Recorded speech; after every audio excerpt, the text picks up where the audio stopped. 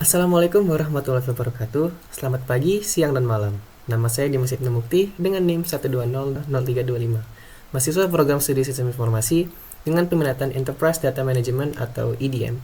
Di video ini, saya akan membahas tentang peluang dan tantangan karir untuk data engineer dan data analyst di era industri 4.0 untuk memahami bagaimana mempersiapkan diri atau keterampilan apa saja yang perlu kita siapkan untuk berkarir di bidang data. Di sini, saya akan mengajak kita semua untuk melihat lebih dalam ke masa depan. Kita akan mulai dengan menganalisis tren teknologi kunci yang akan membentuk dunia kerja IT. Berdasarkan analisis tersebut, kita akan mengidentifikasi secara spesifik hard skill, teknis, dan soft skill interpersonal yang paling vital bagi seorang data engineer dan data analyst. Tujuannya adalah agar kita bisa menyusun strategi yang tepat untuk tidak hanya bertahan, tetapi juga unggul dalam karir kita nantinya. Untuk memahami kebutuhan skill kita di masa depan, kita harus terlebih dahulu mengenali kekuatan pendorongnya. Berdasarkan berbagai laporan industri, ada dua tren utama yang akan sangat berdampak pada profesi di bidang data, terutama untuk peminatan Enterprise Data Management. Yang pertama adalah ledakan adopsi cloud platform, dan yang kedua adalah meningkatnya urgensi pada tata kelola dan keamanan data. Mari kita lihat tren pertama, pertumbuhan cloud computing. Seperti yang ditunjukkan oleh data dari Precedence Research, pasar cloud global diprediksi akan tumbuh secara eksponensial dengan laju pertumbuhan tahunan lebih dari 21%. Pada tahun 2025 saja ukurannya sudah mencapai lebih dari 900 miliar dolar. Dengan perkiraan di tahun 2034 sebanyak 5.150 miliar dolar. Lalu apa sih dampaknya bagi kita? Nah, sederhananya ini sinyal permintaan kerja yang luar biasa banget.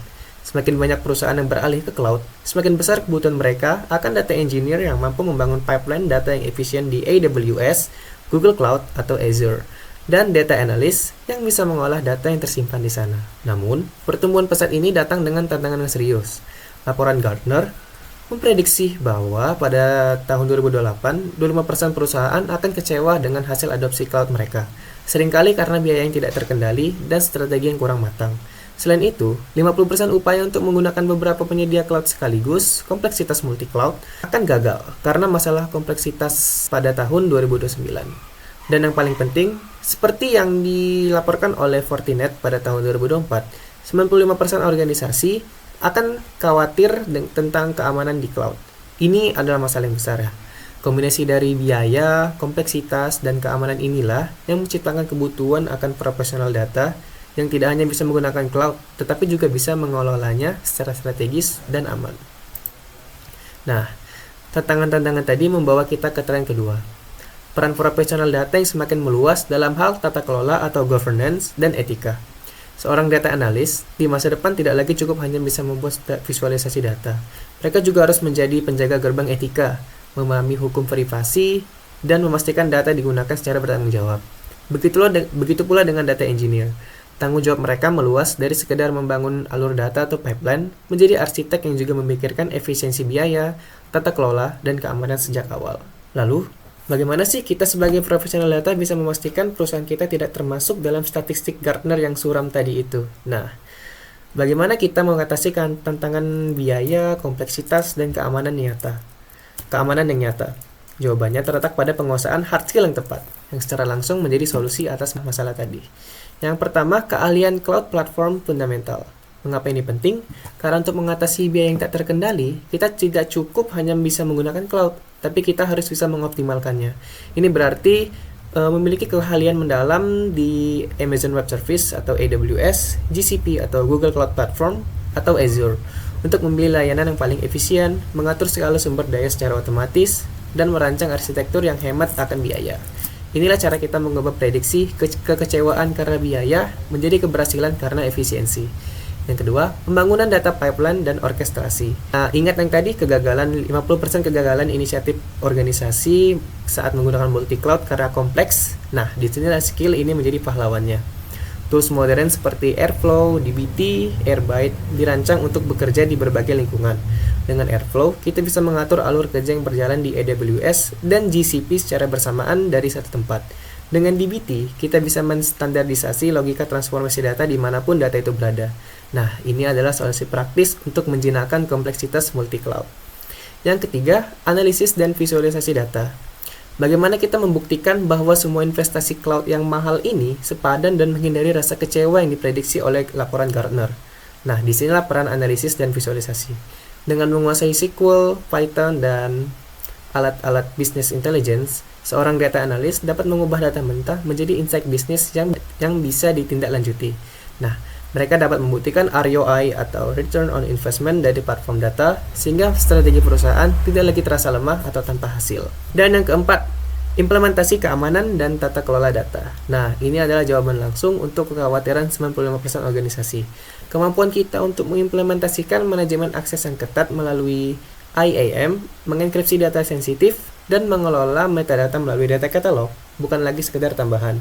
Ini menjadi fondasi utama yang memungkinkan perusahaan untuk berinovasi dengan aman di cloud. Nah, skill ini adalah cara kita membangun kepercayaan dan mengubah kekhawatiran menjadi keyakinan. Kemudian yang selanjutnya, hard skill yang canggih sekalipun tidak akan maksimal ya tanpa didukung oleh soft skill yang tepat. Inilah yang akan membedakan seorang profesional data yang baik menjadi luar biasa di masa depan. Nah, soft skill inilah yang akan membuat kita unggul nantinya. Yang pertama, berpikir kritis dan mampu memecahkan masalah secara strategis. Nah, ini bukan tentang hanya memperbaiki data yang error atau kode yang error. Ini tentang bertanya-tanya, mengapa sih kita membangun ini dan apakah ini caranya yang paling efisien ya yang dari segi biaya dan sumber daya.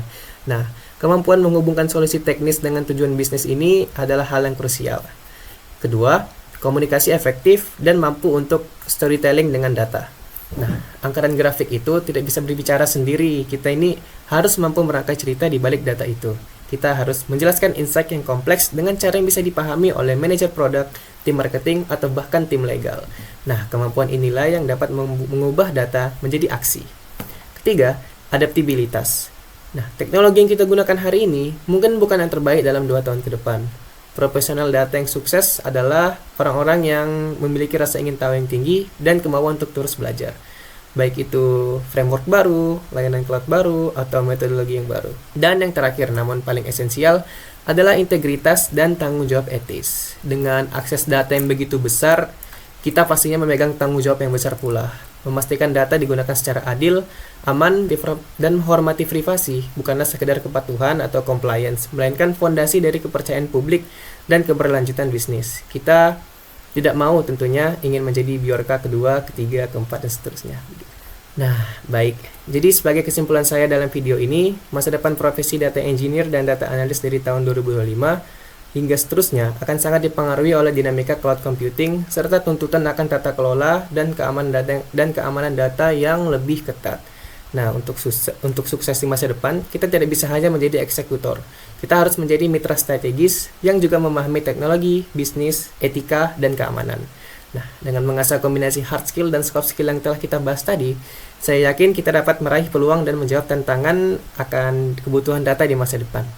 Terima kasih telah menyimak analisis saya. Semoga video ini bermanfaat bagi kita semua. Saya Dimas Ibnu Mukti, sekian.